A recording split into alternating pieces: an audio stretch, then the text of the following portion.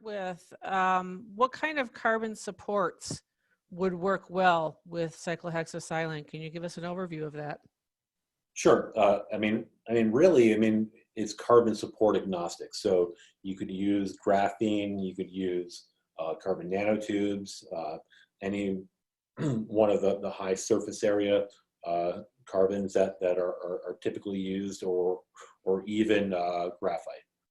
All right, nice. And can you co-deposit carbon and silicon at the same time? And how would that work? So you can. So basically, um, so in a similar process to where you would make a dope material. So here you would just feed some carbon feedstock. Uh, there are a wide variety of carbon feedstocks that could be used. So some of the more conventional ones that have been demonstrated are things like acetylene or ethylene, even methane. So they're fed into this reactor, and then out comes a silicon carbon composite. Okay, nice. And you did touch on this a little bit, but just because it's part of our questions, it's worth hitting again. Do you talk about how the kind of surface that is created by using cyclohexacylene and how that affects the action of the solid electrolyte interface? Sure. So basically the surface chemistry of the silicon.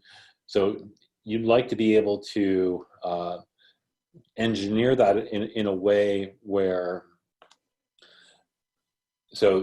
it makes the wetting by the electrolyte more favorable, and it also prevents the formation of a large SEI where it's trapping lithium ions, leading to reduced capacity. So because the surface can be engineered chemically, due to these dangling hydrogen bonds that exist, that's where we see that CHS-derived materials have a unique advantage. Okay, very good. And Ramez, you talked in the beginning about a new synthesis and a manufacturing partnership with Evonik. What is the current plan for when samples will be available? So we're targeting having samples available at the end of this year. So we'd hoped to have it available sooner than that, but with COVID-19, things got slowed down, but that's the current plan. Very good. And can you talk about the safety protocols of the material? What is necessary and how does that compare to like the use of silane, for example? Well, from a safety perspective, certainly it's a reactive molecule, so precautions that exist for monosilane may exist similarly for CHS.